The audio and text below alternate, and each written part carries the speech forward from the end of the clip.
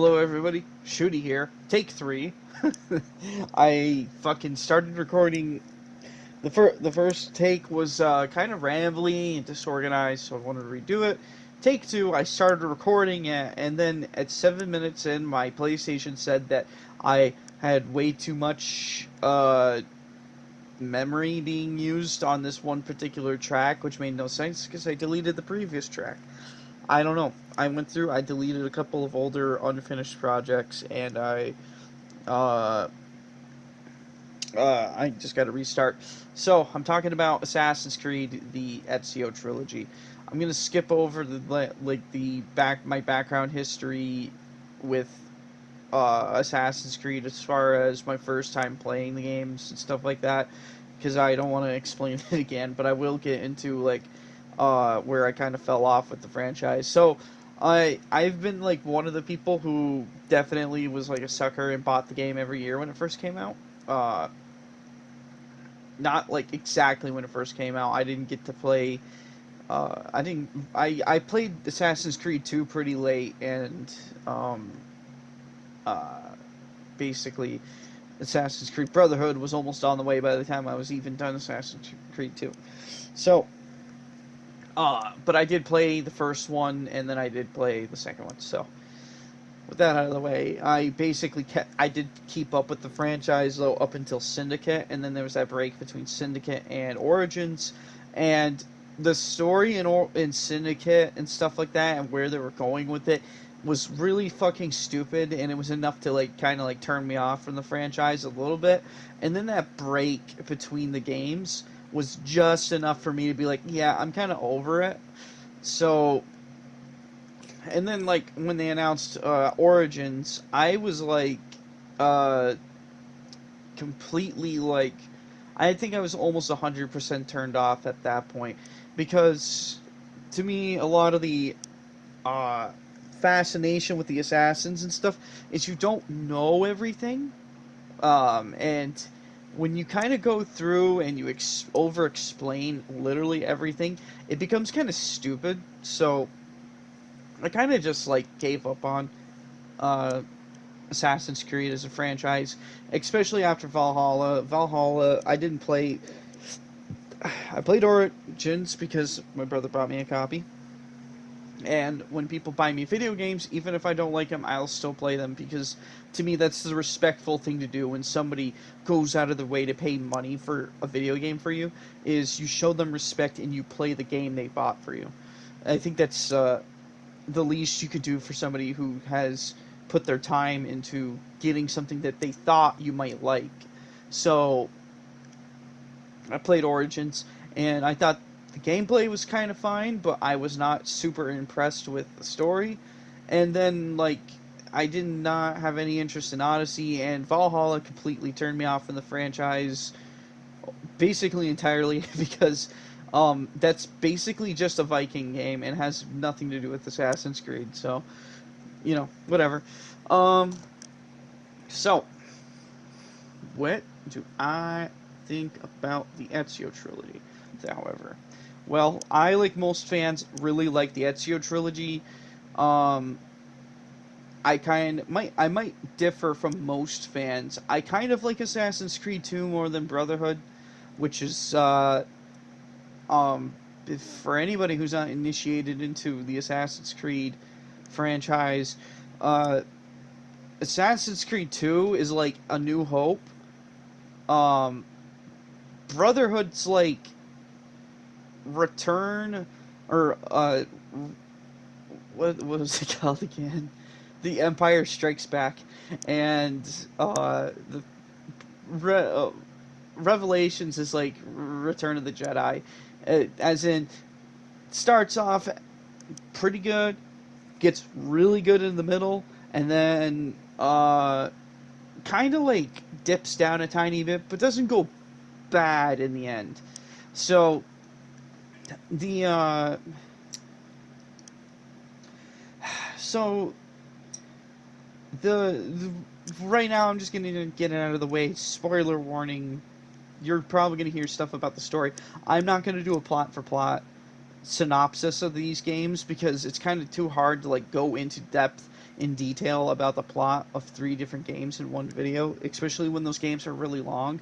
But I kind of might like explain some story points and stuff here and there, mainly to get a point across. So spoiler warning. Um, so the story of Assassin's Creed, the general overview of what Assassin's Creed is the concept of there is two secret societies that exist in the world who are fighting over uh, the basically the great debate of between is it better to control humans or to let them be free. And the assassins are all about keeping people free, while the Templars are about controlling people.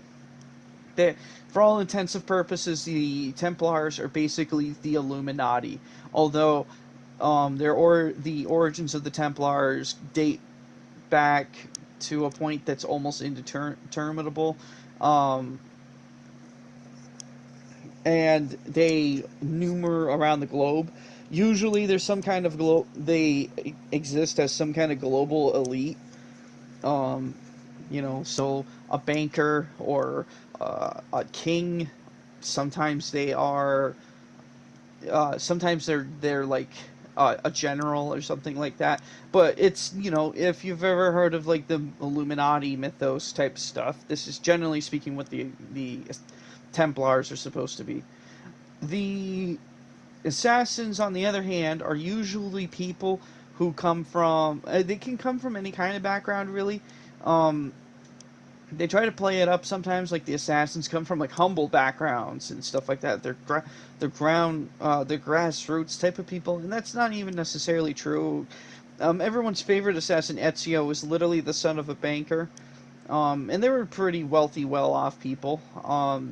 They had a house with a courtyard in Firenze, so they weren't poor. But it's the thing that unites them all together is they are people who are generally united with the common goal of taking down corrupt power, seeing justice through, that sort of thing. Unless if you're unless if you're the one assassin who was a pirate for most of the game. So yeah, the Templars are generally speaking, they're secret society, people looking to control. Assassins are fighting that. That's the general overview. Now, what happens in the Animus, which is a machine that allows you to look into your ancestors' memories, everything that happens within the Animus is meant to serve the purpose of building up the plot, the main plot, which happens in the present tense of the game's universe. So, for the first, 5 games, you're following the ancestors of Desmond Miles. You technically follow his ancestors in 2 other games also afterwards. Possibly a third game, but really don't know who that.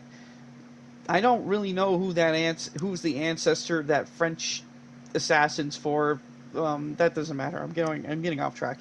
Point is that you basically follow these certain assassins that are Desmond's ancestor, and through them you get to learn hidden secrets that build up the plot in the overarching part of the game. And generally speaking, and this is something everybody agrees with, the overarching plot is kind of boring and nobody fucking cares. It's actually kind of stupid, in fact. Um, it's kind of very stupid. It's just not like well written and not well executed. Um, I can't really get into more than just what I just said without talking about like Assassin's Creed 3, and that's not really relevant to this. But in the overarching stuff that happens, they kind of just like they don't spend enough time in the present modern world for you to like really build any kind of connection to the characters that are in it. You kind of like Desmond. It's kind of hard to build a real connection with Desmond because you don't actually spend a lot of time with him. You don't spend a lot of time with Lucy, the annoying British guy, or that other lady. or Desmond's father, you don't spend time with them, so you kind of have a hard time building a connection with them and getting like a sense of these characters are people who exist and they're trying to accomplish something. So there's being outside of the Animus is generally regarded to being like the most boring parts of the Assassin's Creed games, and I kind of generally agree with it. However, something I have to say, and I don't think enough people really acknowledge this, but what happens in the Animus is in service of what happens on the outside world. Anything that happens in the Animus has already happened, and it kind of is like moot point. The only reason why you're exploring Ezio's memories is because you're trying to find artifacts that he's left behind. So the whole thing where people talk about how the whole game should be inside of the Animus and blah blah blah blah blah, none of that is really as important as what's happening outside of it. Beyond we're trying to locate secret keys and stuff like that. Um, this doesn't mean that you're bad if you only want to stay in the Animus, because believe me, even I only want to stay in the Animus sometimes. However, you got to remember it's all in service to a secondary, kind of the primary. So the overarching now that we're done with the overarching plot, the stuff that people actually care about, the Ezio trilogy as a story, how does that work? So the very simplified version of the Ezio trilogy is Ezio Auditore, De Fiance, was born in De Fiance, and basically was born into a family of kind of rich bankers. Maybe back in the Renaissance era, you would consider them to be middle class, maybe upper middle class, like suburban types, sort of. But for all intents and purposes, pretty well off. Ezio is a charming young man. He's just basically entering adulthood at this point. He's getting the ladies. Ezio is definitely probably in the running for one of the most charming protagonists in a video game, bar none. And basically, almost overnight, all of this is taken away from him because it turns out Ezio's father is an assassin, and he's been working on taking down Templars in Firenze. When a close friend of his father betrays him, Ezio has to go on the run after his father and two of his brothers are murdered, and Ezio basically gets dragged into the assassin's life. And then from there, the story kind of goes like he just keeps killing Templars and foiling their plans. First, he foils a bunch of Templar. He foils the plans of the Maestro, they call him in the first game. In the second game, the Maestro is elected as Pope, and then you take out the Cesare family, which the Pope is technically part of. And then after you take out the Cesares, you go to Constantinople and you take out the Sultan and not the Sultan, the Prince of whatever country is in control of Constantinople within the early 1500s. I don't know my global history that well, so I can't really like try to pretend I know. But essentially, Ezio he gets around a lot and he fucks up a lot of shit. After that, like, they have some bonus content in there where like they have like this like poorly animated video of like Ezio's like last hurrah, essentially, and then because he's an old man and he's basically dying, so there's that if you want to watch your favorite assassin like be an old man, a grouchy old man, mind you. The overarching story of Ezio, this is why I say I like Assassin's Creed 2 more than Brotherhood and Revelations on a story front primarily. It's because in Assassin's Creed 2 the story had time to be well written and well thought out and well executed, whereas because they switched to the yearly formula thing, Assassin's Creed just kind of started like to fall apart at the seams story wise. Like it's almost shocking the difference between the level of writing of Assassin's Creed 2 and Brotherhood, because in Brotherhood I found the story to be very rushed. In fact, most of the story missions are I'm going to call them training missions, because most of the time they're introducing you to a new gadget or weapon or something like that, a new thing you can do in the world, and then the next mission is introducing you to yet again another new thing. And none of them are actually designed to play much like Assassin's Creed 2 story and how it was executed. So, real quick, Assassin's Creed 2 story, they kind of got the tutorial stuff done, most of the important stuff anyway, done relatively quickly, and then at one point they start trickling it to you one little piece at a time, kind of spoon feeding you very slowly. By the second act, or midway maybe through the second act, you're kind of at the point where you already have all the gear you can possibly need or want, and at that point you're focused primarily on playing the game. But between all those missions where they give you gear, they're moving the plot forward. And the way they did it, in my opinion, was kind of my favorite way of how they did things.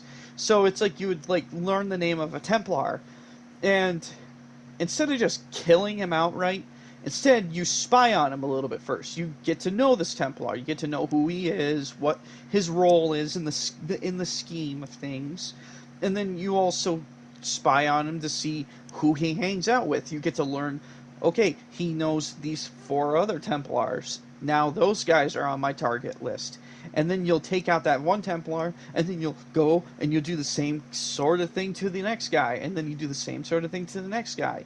And it keeps going. And in my opinion, what Assassin's Creed 2 does better than pretty much any of its other successors is they make the Templars feel like they are endless. The Templars are specifically designed to be, again, like the Illuminati. They're everywhere. They're in the governments. They're in the large corporations. They're in they're in the walls. They're in the military. They're everywhere, and they are numerous. And the thing that I liked about them was they weren't for the most part. Most of them were not like direct rulers. Most of them were actually like I would say like capos or lieutenant types. They're guys who run things, but they're not in charge. You're the general. He's like in charge of the military, but he might have a couple colonels and lieutenants help run day-to-day things, and that's what the Templars are. They're usually the guys underneath the guy in charge, and those guys have kind of more power than the guys above them sometimes, because they're more directly related to their soldiers. They're more in tune to them and stuff like that, and they can kind of get away with doing sneaky things and breaking rules. Maybe secretly plotting to take out the king, because the king's cousin, he's also in your cabal of secret weirdos, and he's next in line if you kill the king and his 7 sons or something like that. That's kind of what makes the Templars interesting, is they're never in Assassin's Creed 2, and probably in the first Assassin's Creed. I'd also say that it has that going for it too. Is in the first Assassin's Creed and the second Assassin's Creed, the Templars were more of these like they're everywhere, because they're not always in charge of everything. There's just sometimes they're in a specific position that gives them just enough power for them to have like weight to pull. And then they kind of throw all that out when Assassin's Creed 2 comes, because they have this Cesare guy, which I don't know anything about him. Beyond that, the game says he fucked his sister. So that's yes. You get to kill an incest man. But Cesare, he's basically the guy in charge of everything, and that makes him like less interesting in my opinion, because it's like he's just in direct control. So what kind of secret plotting is he doing beyond it. That was kind of actually Brotherhood's whole thing, is he's trying to build like an army to take over all of Italy and rebuild Rome. And it's like, yeah, but I feel like any dictator or king can do that. What makes a Templar interesting is that they're not trying to do something so bold and big. They're trying to do something in the shadows to get control. They're trying to tip the scales without you noticing it. Um, and that theme kind of carries over into Revelations. Like, the whole plot of that game is basically the Byzantines are trying to take over Constantinople, and it turns out one of the princes who are going to be heir to the Sultan's throne are the ones doing it. And it's supposed to be a big reveal, even though it's really not. It's kind of obvious. So, story-wise, I feel like Assassin's Creed 2 peaked for the most part in Assassin's Creed 2. let me rephrase, start that sentence. I feel like the Assassin's Creed franchise peaked story-wise in Assassin's Creed 2 because the story felt like it was focused and it was designed in a way where things felt more well thought out. And then it kind of peters off. I don't think Assassin's Creed 2 is the last good story Assassin's Creed as a franchise could tell. And I'm not saying that it's the end-all be-all, but I feel like that was kind of the better one, because Brotherhood lacks in story.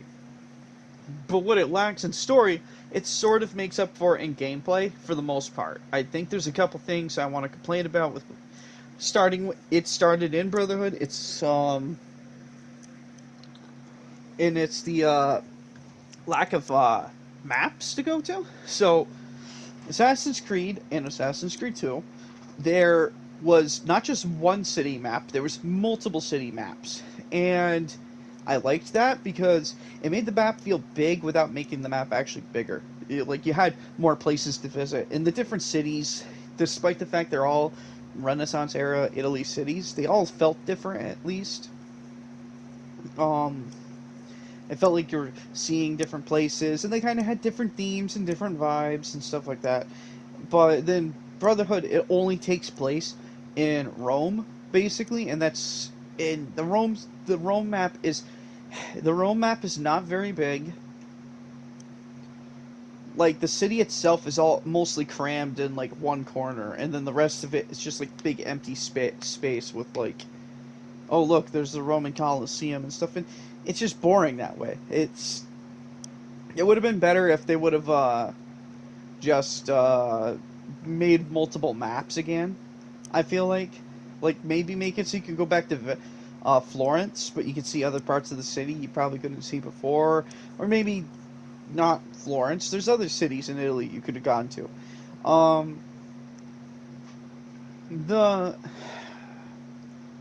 Maybe go to Sicily. I mean, I know Sicily's kind of like an island independent thing off the boot or whatever, but it still would have been kind of fun to do something different. And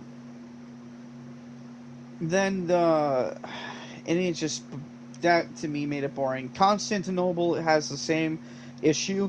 It's actually, I think, a smaller map than Rome is. It's more dense than Rome. It's definitely, like, you're definitely in a city, but it's like slightly smaller than the Rome map, and it's like, it's just, it gets fucking tired after a while. The thing Brotherhood does better, though, is they expand the amount of, like, your arsenal. They add in, like, poison darts, they add in the crossbow, they add in horseback riding, which they immediately take horseback riding away for Revelations, which in hindsight, the horseback riding was not that great in Assassin's Creed Brotherhood. In fact, most of the time you're not, Assassin's Creed's not the kind of game where you travel the streets. Assassin's Creed's the kind of game where you're running on the rooftops. That's kind of like the thing they sell the franchise on, is that the assassins can climb walls. Horses were not that big of a deal. It was neat though because they did add it. At least the option was there if you wanted it.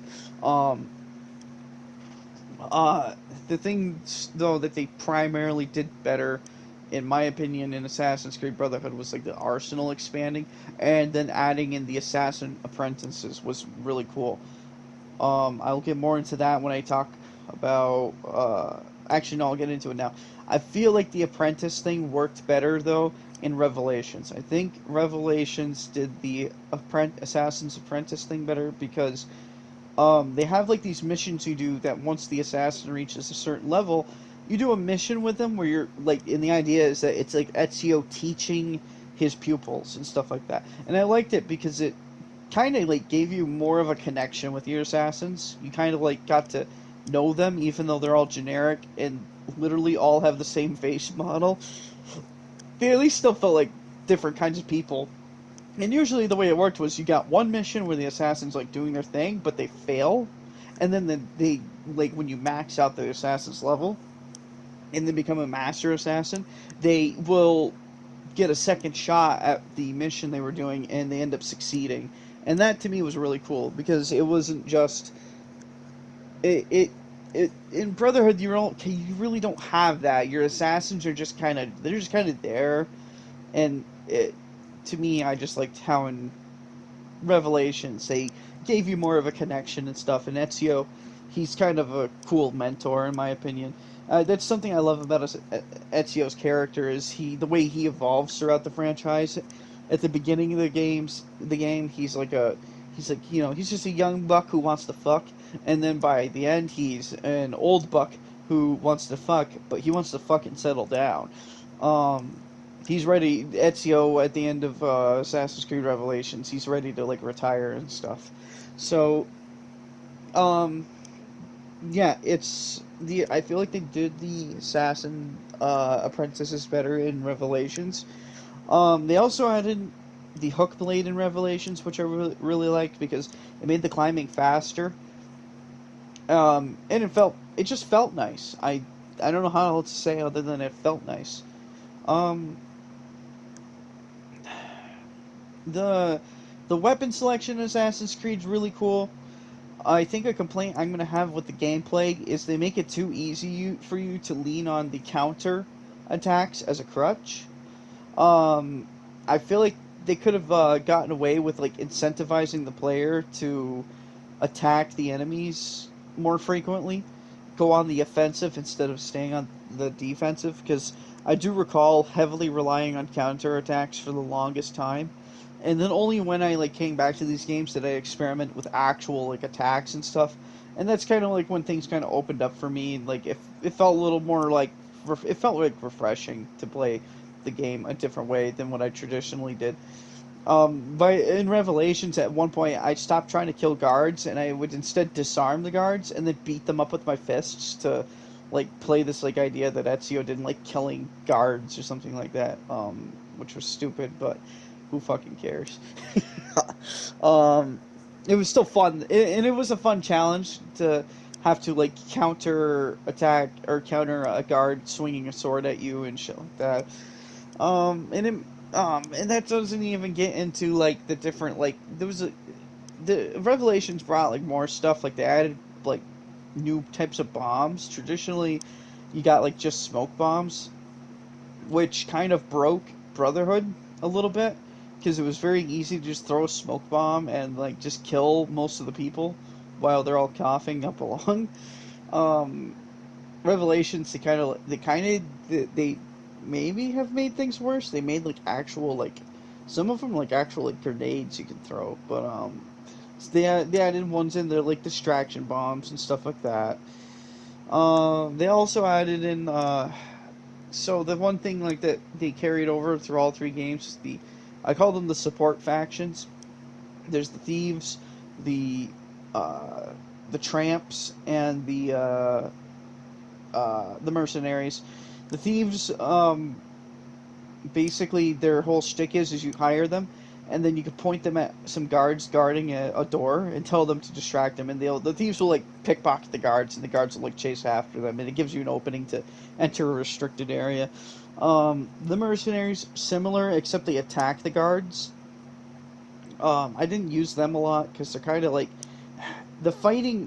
When they fight the guards, they don't like lure them away. They just kind of like fight right in front of the doorway you want to go through, and sometimes the guards will notice you like doing something while they're fighting a guy, so they'll kind of like aggro onto you. Um, the tramps, which are basically they're the brothel wenches. Um, the tramps have probably a lot more depth to them, or not a lot. They have a little bit more depth to them compared to the thieves and the mercenaries. So the tramps have so like the other two, you can point the tramps at some guards guarding a door and they'll lure them away. But the tramps also have a thing where if you walk close enough to guards, they will automatically just two of them will break off and lure guards away. So, if you come up to a door for a restricted area, instead of using all four of your brothel women to distract the guards, you can like walk up and only two of them walk away, and that leaves you with two more. And this is important because of the cover mechanic or the blend mechanic. So in the first Assassin's Creed game, they had a blend mechanic, and it only worked on like roaming monks around the city. But they added to it in Assassin's Creed 2. They had like benches that are around the city where you can like run up to the bench and sit on it, and the guards might not notice you. You might have like crowds of people standing around you can blend in with. There's like crowds of people walking you can blend in with. The tramps are also one you can blend in with, and they're one you can hire and walk anywhere you want to blend in, instead of having to rely on the strict pathing that the other citizens might have. And as I said, you can walk up to a restricted zone, the guards will take two of your women and leave, and then you can walk into the restricted zone with the other two women. And I guess it's not bad for brothel wenches to be in a restricted area, because usually you don't get in trouble if you have them with you. I don't know why. It's just how it works in this game. Um, the and then like I said, in Brotherhood, things definitely just kind of expanded in terms of what you can do with your arsenal. They also added in Assassin's Creed 2. They had a system where you go to Uncle Mario's town and you could pay money into the shops in the town and invest in them, and then you get revenue back every 20 minutes. And the more you upgraded, the more revenue you got back. And they carried that over to Assassin's Creed Brotherhood and Revelations. And instead, what they had a system in was they had a system for it where instead of renovating just like one town, instead you're buying all the stores in town and the landmarks in town, and that could build revenue in the background passively, which is really cool, because at one point the weapons and stuff start to get expensive, and it's kind of hard to like get enough money from just the missions to buy everything. So they had the passive revenue stream for the player to do. And then to backtrack to the assassin recruits real quick, they also had a system in Brotherhood and Revelations where you could send the assassins on missions, and they basically it gives them XP and stuff. At least in Brotherhood. In Revelations, when you send assassins on missions, it might get you some money, and it also slowly whittles away Templar influence in different cities around the globe. And they have like a whole mini game in there where it's basically like you're playing like a strategy game where you're trying to take control of different cities all around the world and throw the Templars out. It's kind of cool. Although I think my main complaint with it is that it's just kind of like tedious keeping up with it.